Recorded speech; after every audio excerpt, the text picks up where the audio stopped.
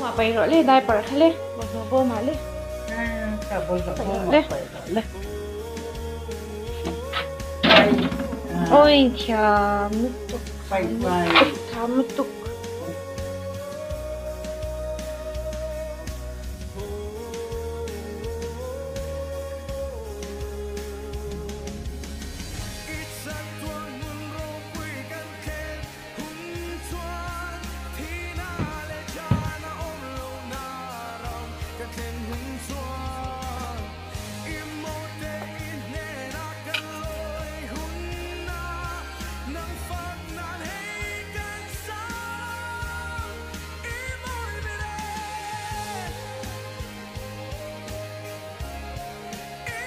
Cái nghe lâu thì à, nghe lâu thì à, sao nó thì à,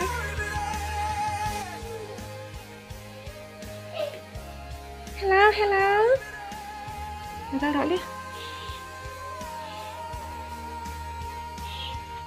good morning, good morning.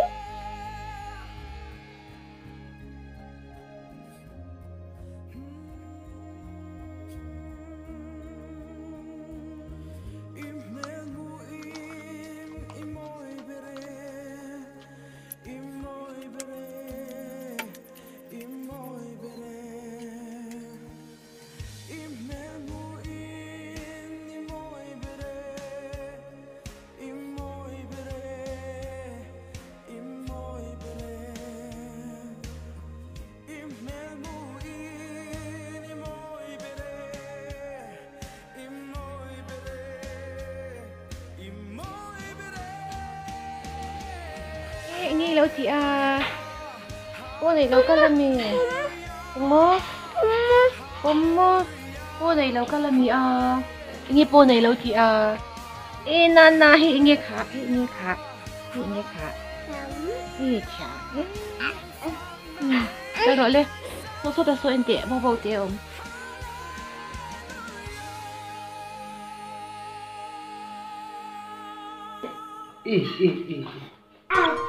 Ella, ngồi có chữ tụi con nó bỏ không thế.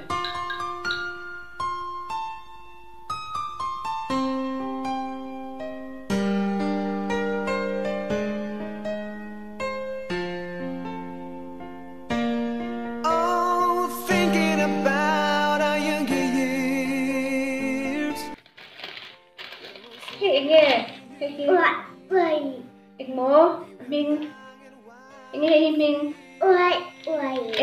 văn chạm em tiết kệ rồi. We've been down that road before, but that's over now. You keep me coming back for more. Baby, you're all that I want. When you're lying here in my arms, I'm finding it hard to believe. Apple.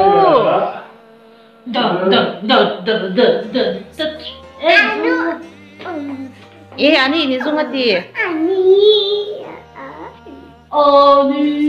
Hard to see we're in heaven. Oh, once in a life you found someone who will turn. nào sắp thì nào gần lâu về đơn tổ ăn á, sao biết em bù treo nó xài em thì cái em thích ăn á bù treo chảy em, ở lẩu treo tổ á, bù treo cho tổ khóc này bù treo tí ha cần thà cả, this morning he sắp thì nào hàng xíu phải verbura, we don't sing, so thì sâu bự bự là không cần thà cả nhỉ.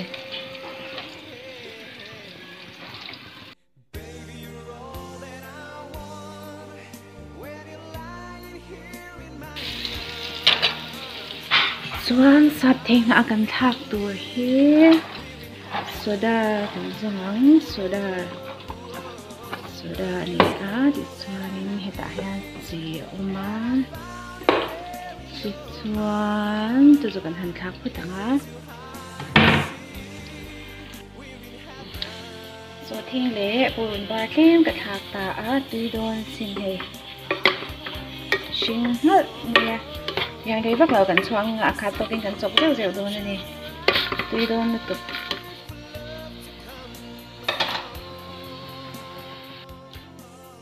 alo hin don hai to a hin don hai lama khan bong hu te tlem kan te lang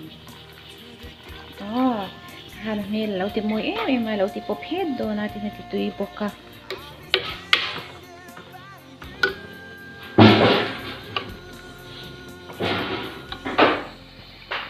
Baby, you're all that I want. When you're lying here in my arms, I'm finding it hard to believe we're in heaven. Whoa, love is all that I need. When I'm finally there in your heart, this isn't too hard to see. We're in heaven. Alu, alu. Alu, alu.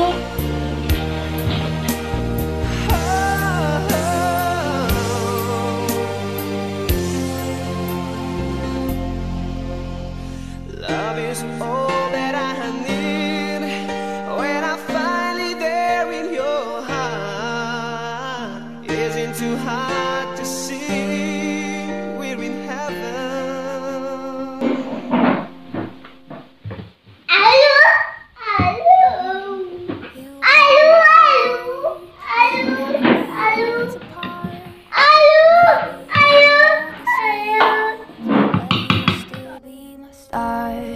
Baby, 'cause in the dark you can't see shiny cars, and that's when you need me there. With you I'll always share, because when the sun shines we shine together. Told you I'll be here forever, said I'll always be your friend. Took an oath that I'm stick it out till the end. Now that it's raining